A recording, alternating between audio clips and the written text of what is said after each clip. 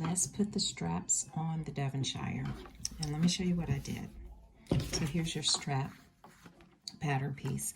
The Devonshire is designed for a self-strap. Whatever fabric you're using for your bra, you can use for the strap, because a strap can be non-stretch in the front, but it has to have stretch in the back. So I took the same lace. I just wanted my lace to continue up the strap.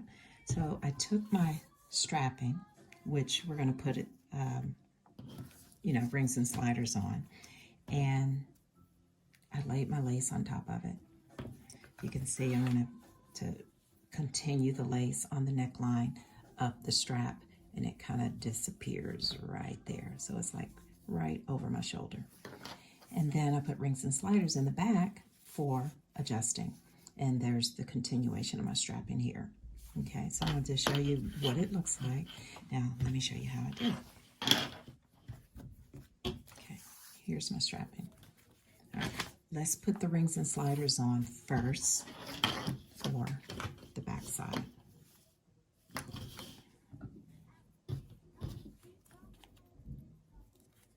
Put the rings and sliders on first, and once you get those on, we can stitch lace on the front.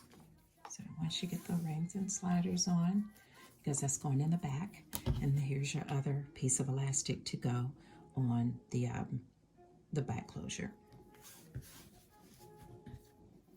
So I'm going to lay the elastic on, the lace on, and I want it to kind of disappear right here, so it's almost at an angle.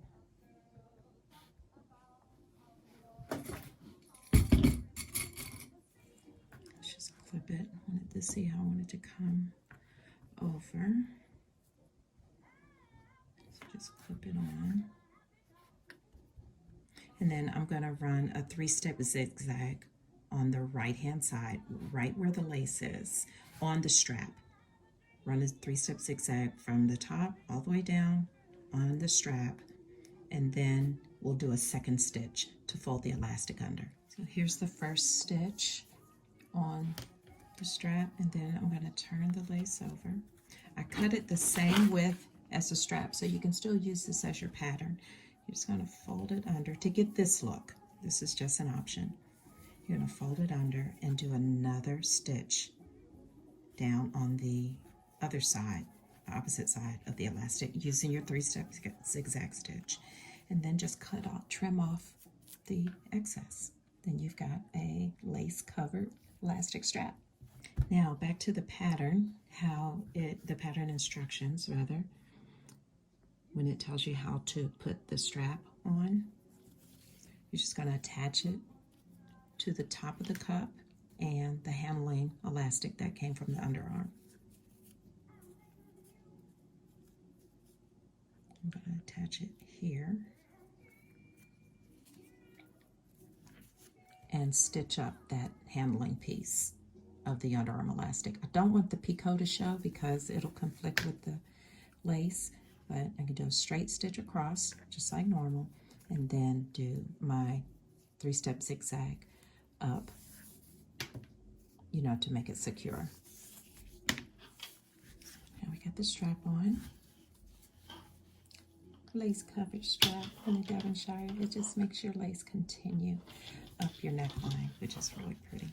So again, it's just an option, and when you start to cut into your pretty lace kit.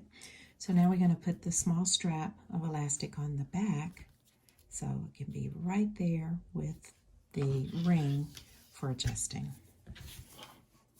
So let's do it this way first, just kind of easy. Make sure your right side of the strap is up, where you can see the shiny part, and fold it over and do a straight stitch across. So we're going to put the strap, the shiny side up. Make sure, I tell you things to make sure of because these are areas of mistakes. Ask me later how I know, right? So I've already measured where the closure is going to be, so it's just right. And I'm going to stitch up to where the strap hangs off right there.